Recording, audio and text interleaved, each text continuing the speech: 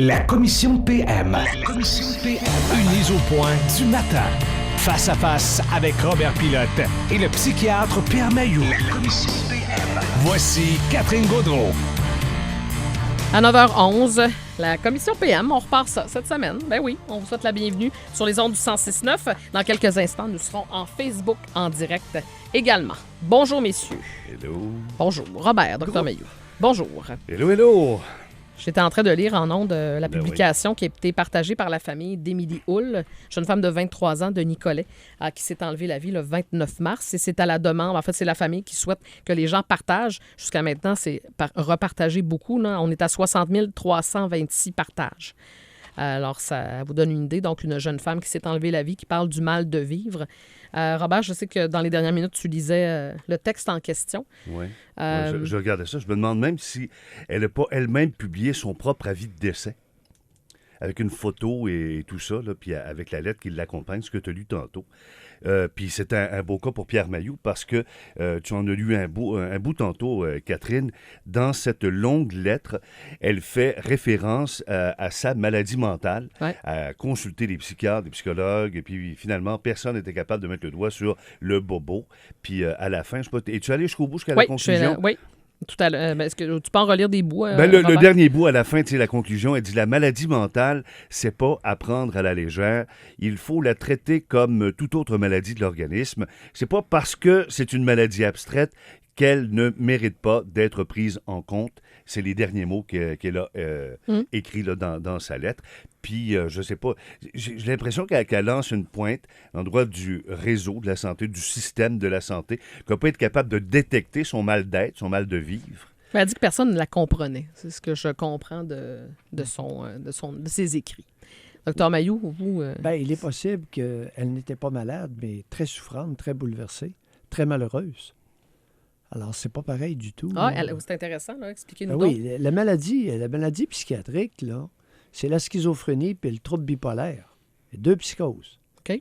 Alors, principalement, chez le jeune adulte, il n'y en a pas 25, là.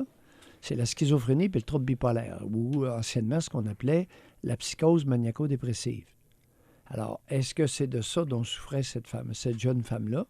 J'en doute, puisqu'elle a été évaluée puis on l'a gentiment retournée chez elle. Mm-hmm. Maintenant, est-ce qu'on aurait passé, psychologues et psychiatres confondus, est-ce qu'on aurait passé à côté d'une souffrance intérieure invivable? Ça se peut. Le résultat nous indique... Tu as dit à un moment donné, je me demande tellement de questions. Pourquoi moi? Mm-hmm. Pourquoi je me sens comme ça? Pourquoi je n'arrive pas à m'en sortir? J'ai finalement conclu que c'était parce que je n'étais pas faite pour ça, la vie. Ouais. Bon. Et elle remonte d'elle-même à quel âge dans le 12 communiqué? À 12 ans, elle dit elle dit, j'ai eu un mal de vivre depuis que j'ai 12 ans et j'en ai 23. OK. À 23 ans, elle dit, je suis tannée de la vie. J'ai hâte que mon heure arrive. Oui. Mal de vivre. Alors, cette jeune femme-là était profondément malheureuse. Maintenant, pourquoi? Pourquoi était-elle aussi malheureuse depuis l'âge de 12 ans? As-tu idée? Non?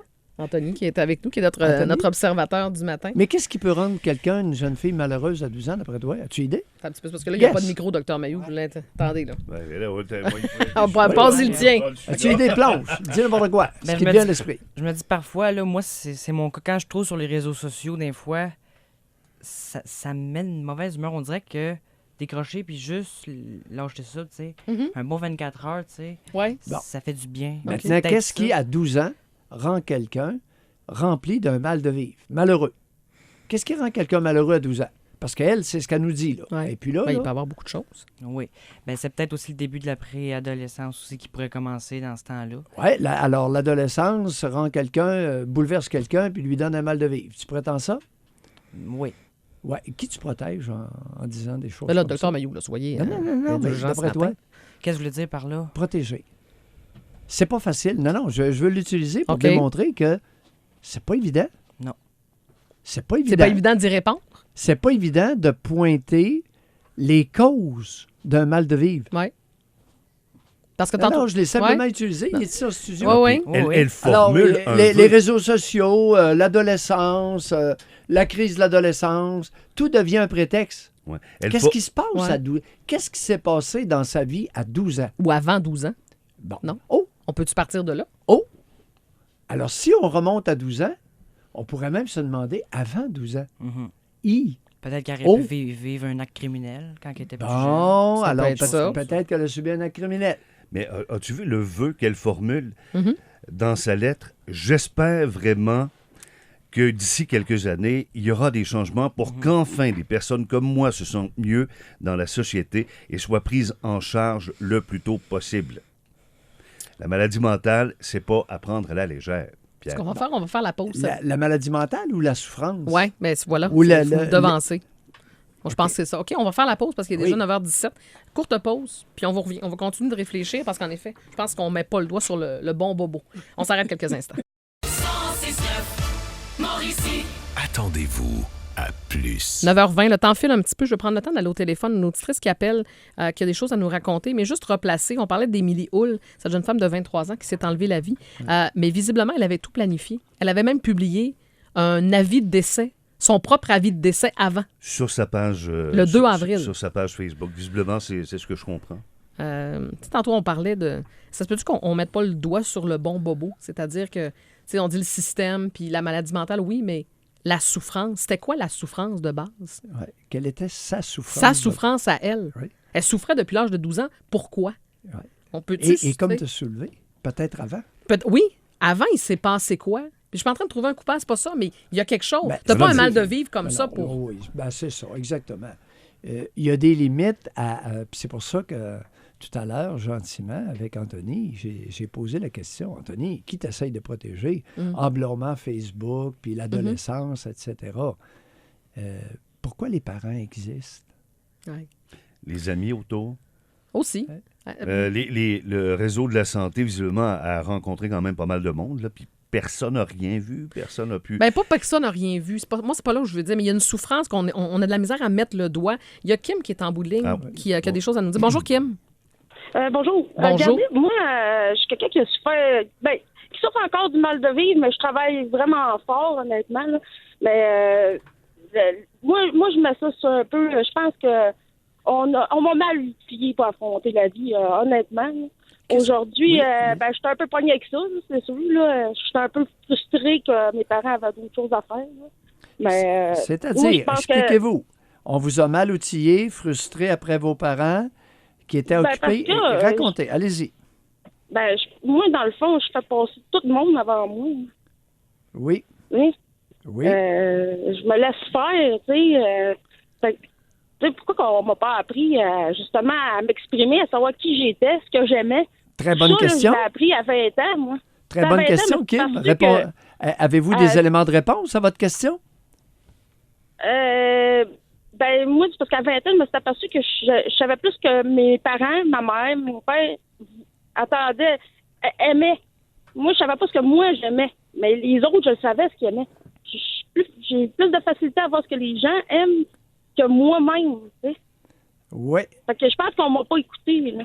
Oh, on vous a pas écouté. Qui vous a pas écouté? On, c'est qui, ça? Ben, c'est sûr qu'en grande partie, j'imagine que c'est ma mère parce que c'est avec elle que je pensais le plus clair de mon temps, là. Moi, ma mère est décédée à 16 ans, mais tu sais, je veux dire, auparavant, là, moi, quand j'étais jeune, je me suis toujours sentie un peu comme la jeune fille, là. Un petit peu extraterrestre, là, tu sais. Donc, vous aviez 16 ans lorsque votre mère est décédée? Oui.